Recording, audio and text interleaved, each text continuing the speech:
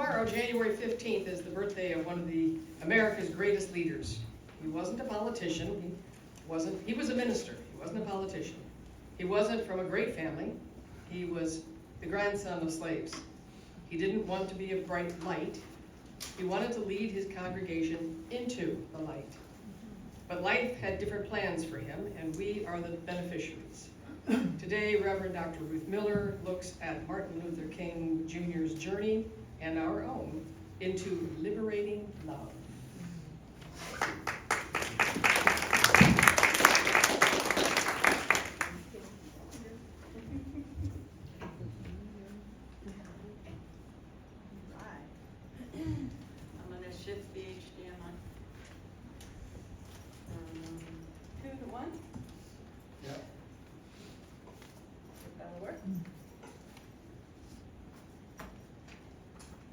Love.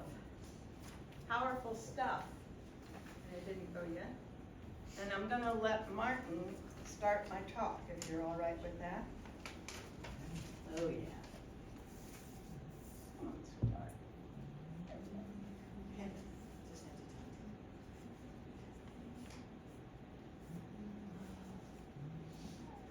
It's searching.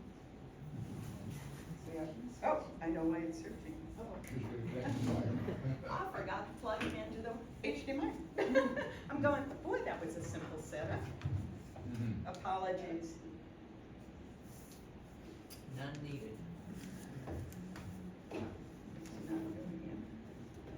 There we go. Now it should show us. All right, here we go. Right.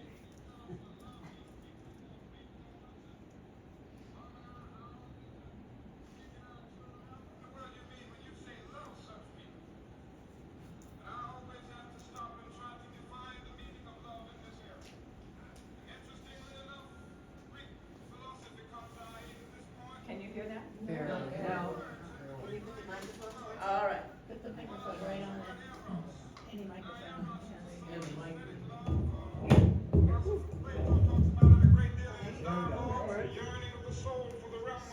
Start it over from there. Yes. Apologies, I thought I had all the technology worked out. We're good. There we go. Martin, do your thing. The speaker. People ask me about it all the time. Got it? What do you mean when you tell us to love these people who are beating on us and bombing our houses Yeah, and that's better than kicking that. our children around? What in the world do you mean when you say love such people? And I always have to stop and try to define the meaning of love in this area. And interestingly enough, Greek philosophy comes to our aid at this point. There are three words in the Greek language for love. One of them is the word eros. Now, eros is a sort of aesthetic love. Philosopher Plato talks about it a great deal in his dialogues, the yearning of the soul for the realm of the divine.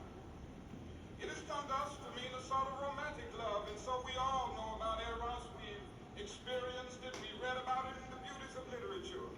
In a sense, Edgar Allan Poe was talking about eros when he talked about his beautiful Annabel Lee with a love surrounded by the halo of eternity. In a sense, Shakespeare was talking about eros when he said love is not love, which alters whence alteration finds a bends with the remover to remove. It is an ever-fixed mark that looks on tempest and is never shaken. It is a star to every wandering bar. You know, I can remember that because I used to quote it to my wife when we were coding. That's eros. That's eros. Then the Greek language talks about phileo, which is another level of love. It is an intimate affection between personal friends. On this level, we love because we are love. We love people that we like. This is friendship. Then the Greek language has another word called agape. Agape is more than romantic love. Agape is more than friendship. Agape is not something affectionate. Agape is understanding, creative, redemptive goodwill for all men. It is an overflowing love which seeks nothing in return. Theologians would say that it is the love of God operating in the human heart. When one rises to love on this level, he loves men not because he likes them, but he loves every man because God loves him. He goes on with that.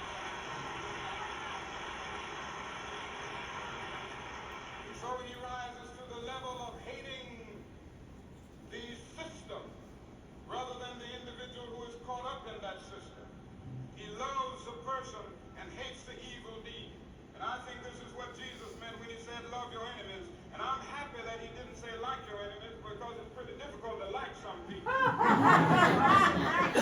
your home and threatening your children and kicking you about. But Jesus says, love them, and love is greater than life. Love is understanding, creative, redemptive goodwill. All right. That's good. All right, so we're going to go back to HDMI 2. Yes? And, thank you, that was great. The kind of love that Martin Luther King Jr. was talking about is the kind of love that Gandhi was talking about. And both of them were equating that love with what most people in the Judeo-Christian tradition call God. In the Hindu tradition, it is one with truth, Sat. Sat Chidananda is being in that space of bliss consciousness in the truth of love. And Satyagraha is relying on the power of that truth that is love. Yes. And that was the word that Mohandas K. Gandhi invented to describe what he was asking people to do, first in South Africa and then later in India. And that concept was based on a very ancient Hindu concept called Ahimsa. Ahimsa.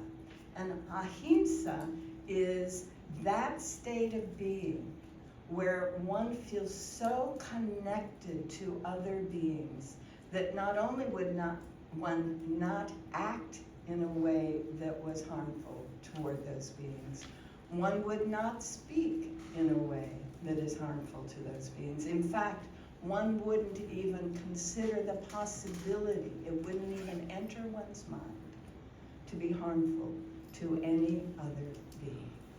Ahimsa. Because we are so connected, and we are so connected in that state that King identified as agape. Now, that was just one of his normal speeches. He quotes Plato, he quotes Shakespeare. I mean, he's giving us Greek grammar lessons in the process of helping people wake up. And that was part of his genius. And it's a genius that developed from the beginning. The man we know as Martin Luther King Jr. was born and immediately named Michael King Jr. His father was Michael King.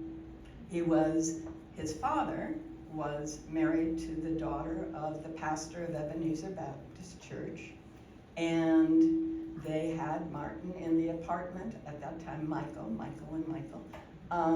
Sr., Michael Jr. with the wife, the mother, in the apartment over the grandparents' apartment in the house next door to Ebenezer Baptist Church. And if you go down to that neighborhood, you can see the sign, Martin Luther King's birthplace.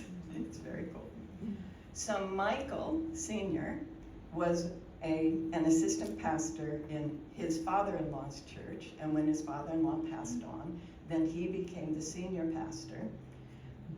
And at that time, as soon as he was lifted to that rank, the church sent him off to a congress, an international congress of Baptist churches in Europe. So he got to tour Rome. He did a little bit around the Middle East and Mediterranean, but he spent a lot of time in Germany. And he discovered and fell in love with Martin Luther. And when he came back, now Martin Luther was 500 years ago, right? And when he came back, he changed his name and his son's name on the birth certificate from Michael to Martin Luther.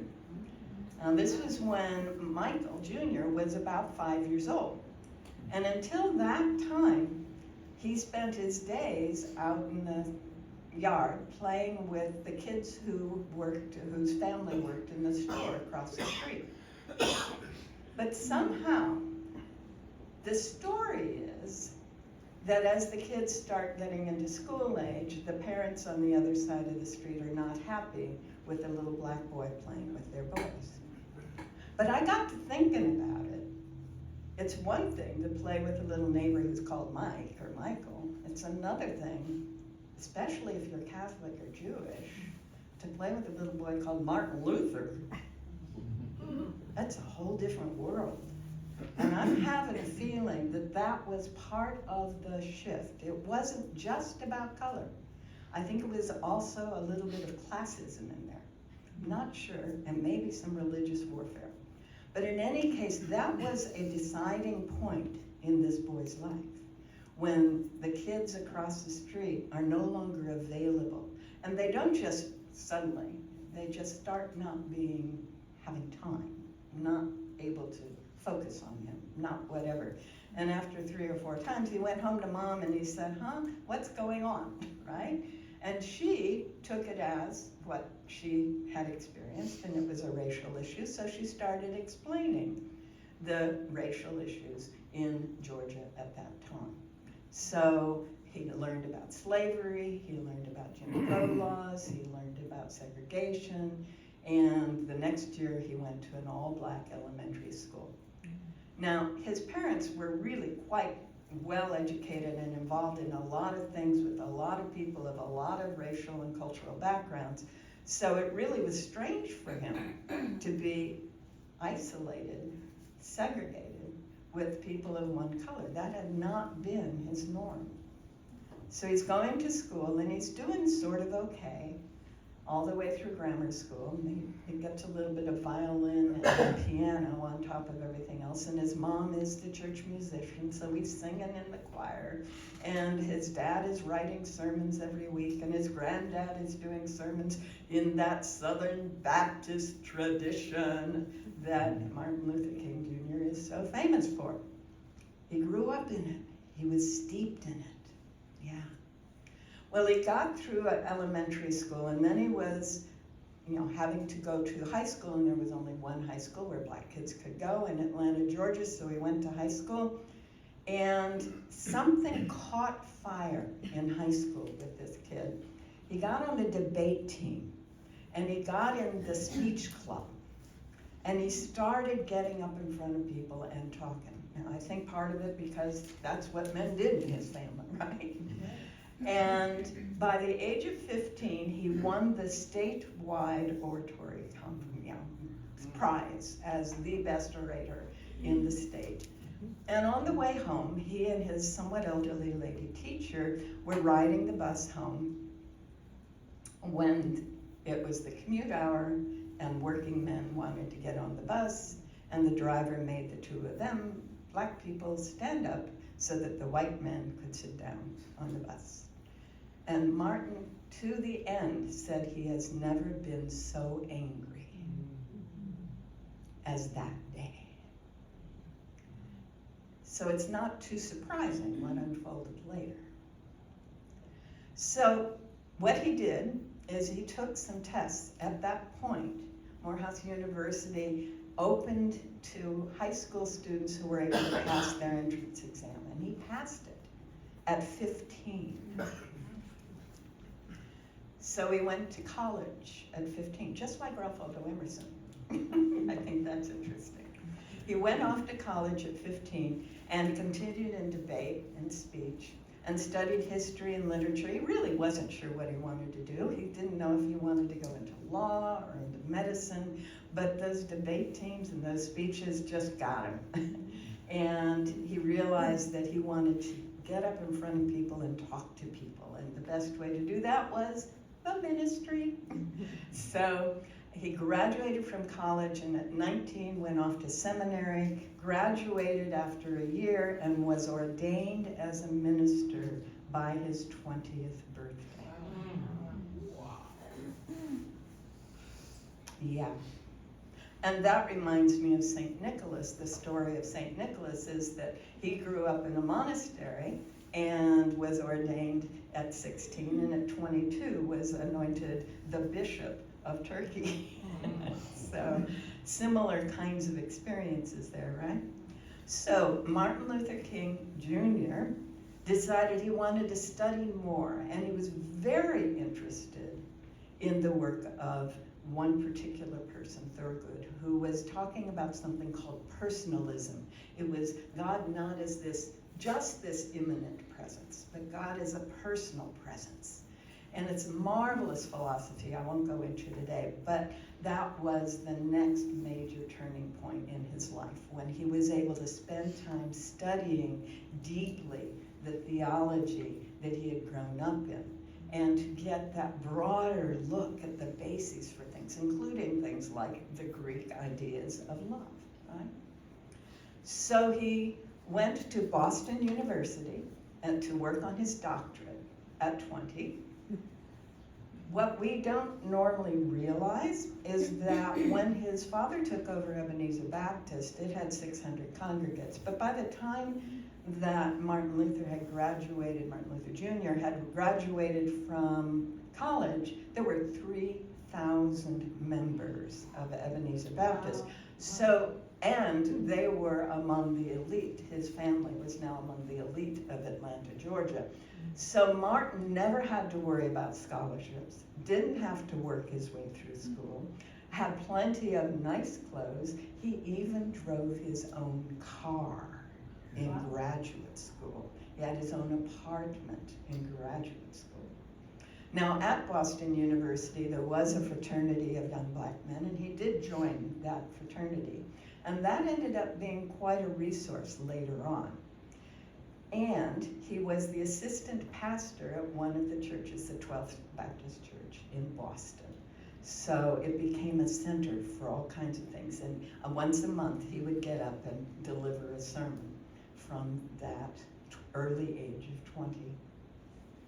One of the members of that congregation, actually a member of the choir, was attending school at the Massachusetts Musical Academy of Music, and she noticed a young woman who had come from Alabama, who had grown up picking cotton to make enough money to pay for her clothes, who had arrived in Boston with scholarships but no money, and was struggling, but she was beautiful. And someone later described her as absolutely lovely with her caramel-colored skin and her big black eyes. And that was Coretta Scott. And so the woman in the choir arranged for a blind date. And she's standing out on the steps of the academy, and he drives up in his car, and she's kind of impressed.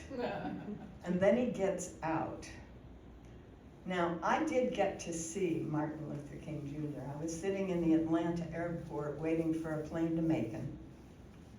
And I heard, without even registering it, Dr. King, Dr. Martin Luther King, your car is waiting, you know that.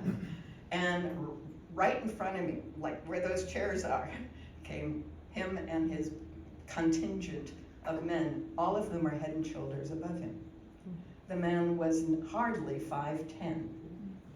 And he always wore a brown or a green-brown suit. We used to call that color green, kind of brownish green. Anyway, he was never in black, and he was never an imposing presence, let me put it that way. He and Gandhi had that in common. So he walked through the airport on his way. The woman I'm sitting next to goes, he's always trying to get too much attention. Oh, well. So, short man, Coretta Scott sees the car, is impressed, sees this short man who didn't have his mustache on because he'd just been initiated into the fraternity, who was only 22 and she was 24, and she's going, I don't think so, but I'll go through this. Right. And before the date was over, he says, you're the kind of woman I want to marry. And she's going, I think it's a little early. Now, she was a classical musician. She intended to live her life earning money singing classical music in concert halls. It never, ever occurred to her that she was going to be a minister's wife. And so she really fought this, but he was determined. He knew that first moment that she was going to be his wife. And so they had a rather interesting courtship. She's pulling back. He's continuing to invite her to things she can't say no to because they're just exactly what she would enjoy doing. And finally, there's this party. It's one of his birthday parties. So it's about a year after they've met. And he's lots of people are there, and he's been dating. In fact, his father's quite concerned because he's a bit of a playboy. Yes. And one of the women that he's been dating is the daughter of a minister elsewhere, but she doesn't want to spend any more time with him anymore because she's found someone she really likes. And she's at this party because she's supposed to be, because she's one of the gals that he's been dating, and she sees Coretta sitting in a corner, and she keeps looking around, and she keeps looking at Martin. And she's looking around, she's looking at Martin. And Jewel, this gal, that's daughter of a minister, realizes very quickly there's something going on here, and lets Martin know on that event that she has found someone else. And that reinforces for him that it's time. So he commented on the Shakespeare quote he used to quote to Coretta while they were courting. And that courting lasted far too long for him, but they finally did, in fact, marry. So they met in 51, and by 54, they had both completed their degrees. They had moved to the town of Montgomery, Alabama, and he was the minister of his own church. He was born in 29, and in 54, he was the senior pastor of a church. 55, Rosa Parks did her thing, and that was the beginning. He was 26 years old. He was married with a child. He had his own church, and he felt the pain of not being allowed to sit on the bus. He got hooked. He had a button, and it worked. And he took all the skill that he had to get his Montgomery church and all of their neighbors to come up with a response, and that was the first bus boycott. It lasted a year. Now, he wasn't at all sure it was going to work, so this is another turning point for him. Yeah, he went to bed the night before it was declared to start. Sunday, he'd spent all of Sunday in sermons and in groups and supporting as many people as he could to get this thing to start. Monday morning, he woke up, looked out the window. There was nobody standing at any of the bus stops, and the buses were empty. Can you imagine a 26-year-old realizing that it's possible? It's possible to make a difference. Yeah. And then it was a matter of supporting people, because it was hard. And if you haven't seen Whoopi Goldberg's movie, The Long Walk Home, you need to see it. It was hard. And they did it. They did it. They managed to address an issue in such a way, and it went up through the court system. And by within a year, it was established that the buses could not be segregated. And that was the launch. That was the beginning. People started contacting him, help us here, help us here, help us here, right? Several times he went to jail, and many of you have seen the letters from a Birmingham jail. Several times he was beaten. During the bus boycott, his house was bombed. Everyone was safe, nobody was hurt, but all these things started happening. So when he's saying, love them even when, he meant it for himself. He had to walk through that, and he stayed in that commitment. Now, we need to look at that time frame a little bit. He's born in 29, right? 51 is when he's going to graduate school. Well, 47 is when India got their independence.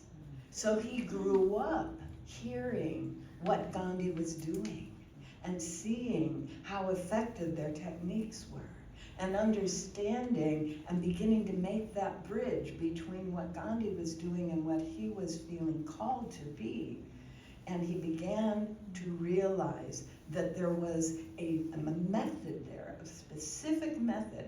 Now, Gandhi taught his people, he required people to go through a training and to take vows in order to participate in his work.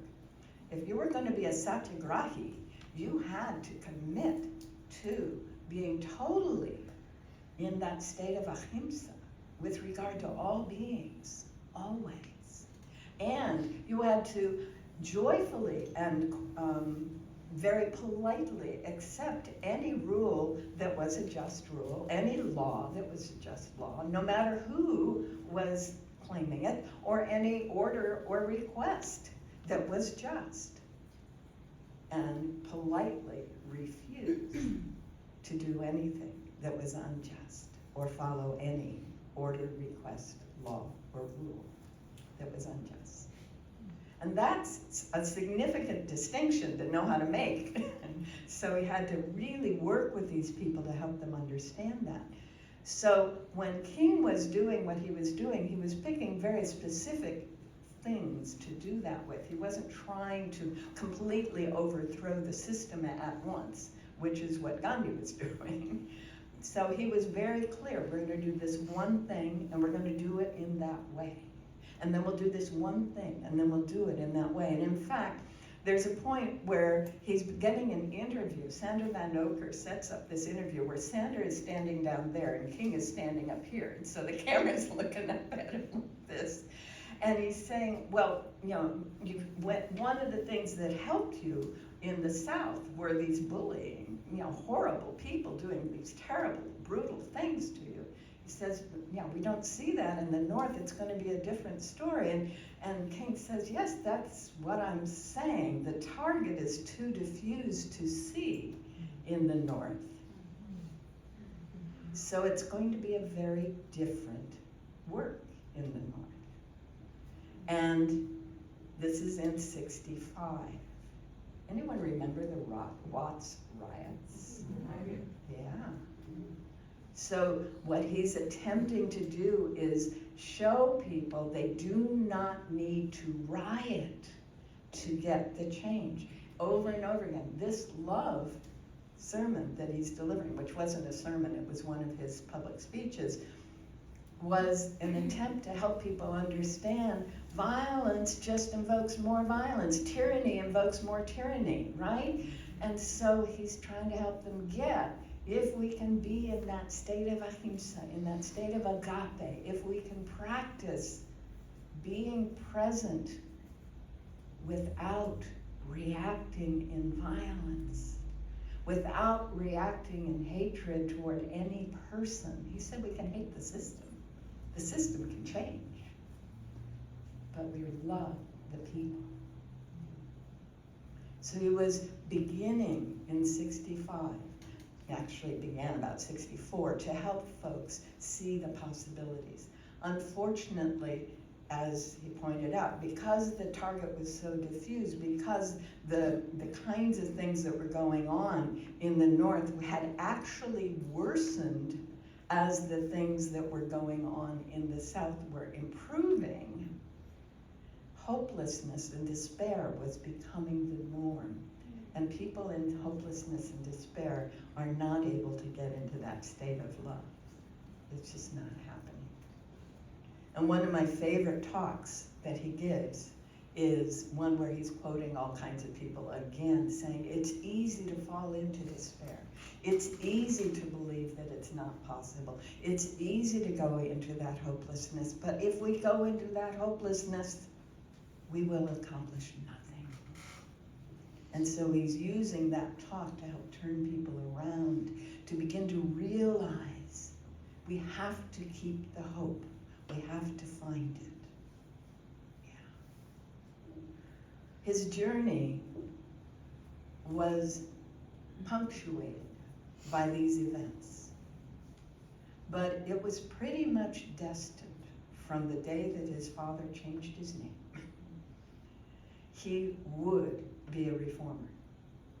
he would embody the highest value of what in the 1950s was called the social gospel. In the 1950s, most mainstream Christians heard nothing about Jesus and salvation.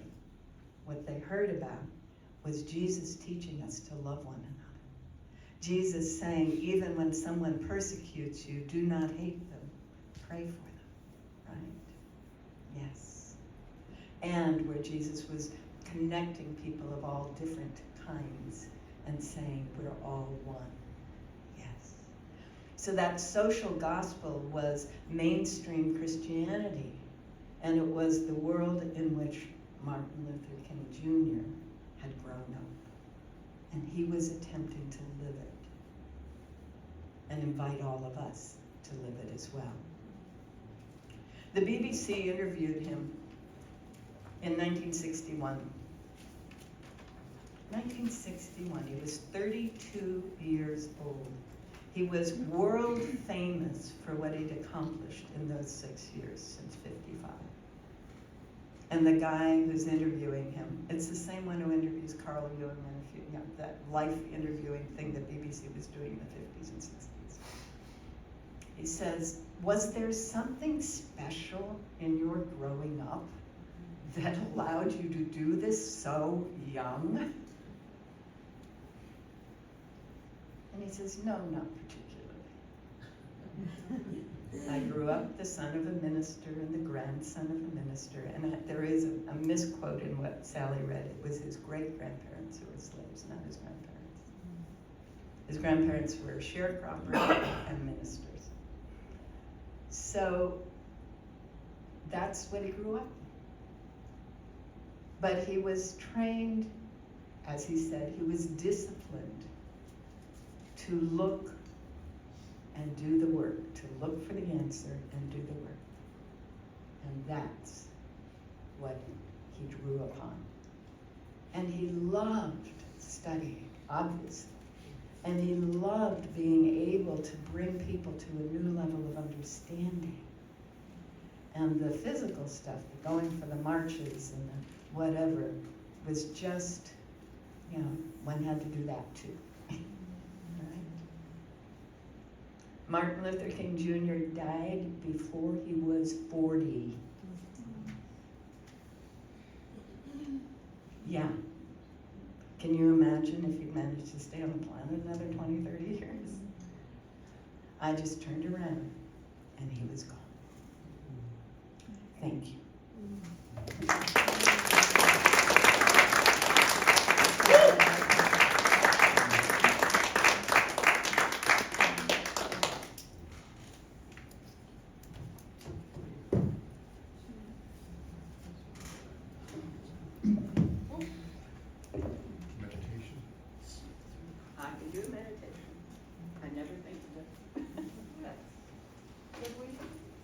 Absolutely. I leave it up to Dr. Miller. She's up here. She leaves. I think she's done, and now she's coming back. So I leave when she gets up. no, you walked away, then I got up. Is that what happened? Yes. Oh, you do that all the time? Yes. We have this love relationship, right? Yes. You want to do meditation? You want me to? I do. Do they? I do. Yes. Yeah. Okay. All right. Do we do meditation? Turn off the lights, please.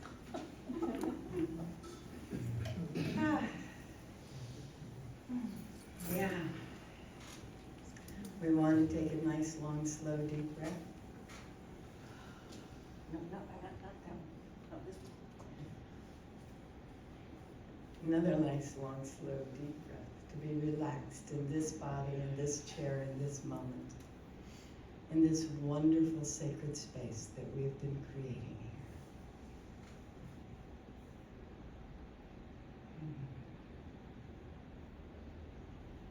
And as we relax in the body, we become aware of our breathing. And we become aware that our breath is being synchronized with the breathing of all the other people in this room.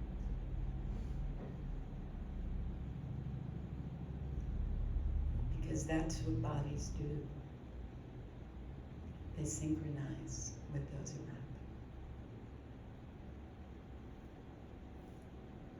And we become aware that our heart beats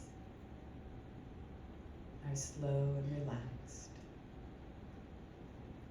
And that the rhythm of our individual hearts are synchronizing with all the other hearts in the room.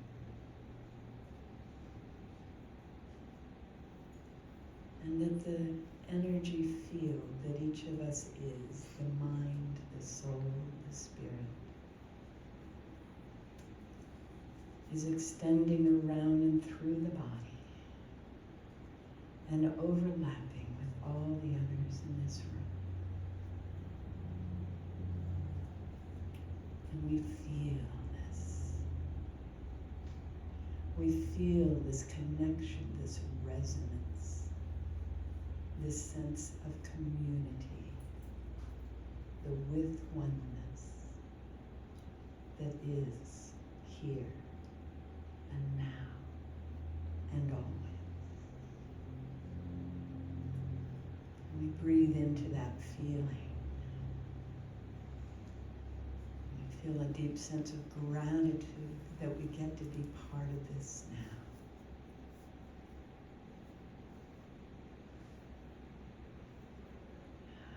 Yes. And as we are aware of this oneness that we are, this field of energy that we are, we can begin to feel that field expanding so that all who live in this community, this larger Florence area, get to feel the same resonance, the same love, the same oneness that is. And we hold that space of knowing we are one and all is well. We are one in loving each other and caring for each other, in containing and sustaining and maintaining the possibilities of becoming ever more as we breathe and feel the connectedness. And we become aware that connectedness is everywhere.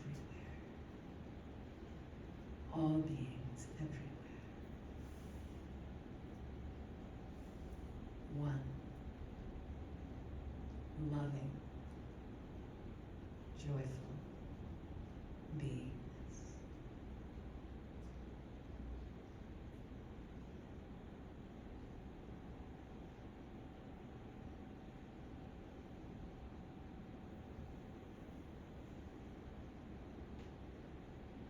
And we accept the sense of connection.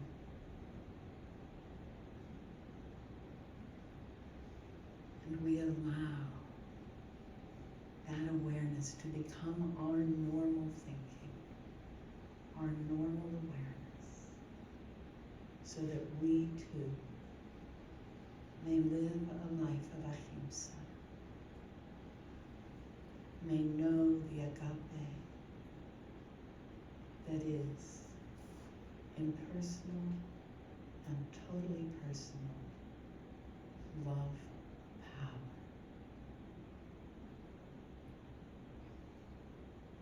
Working in and through us, for us, and for all beings through us and as us. We breathe that in.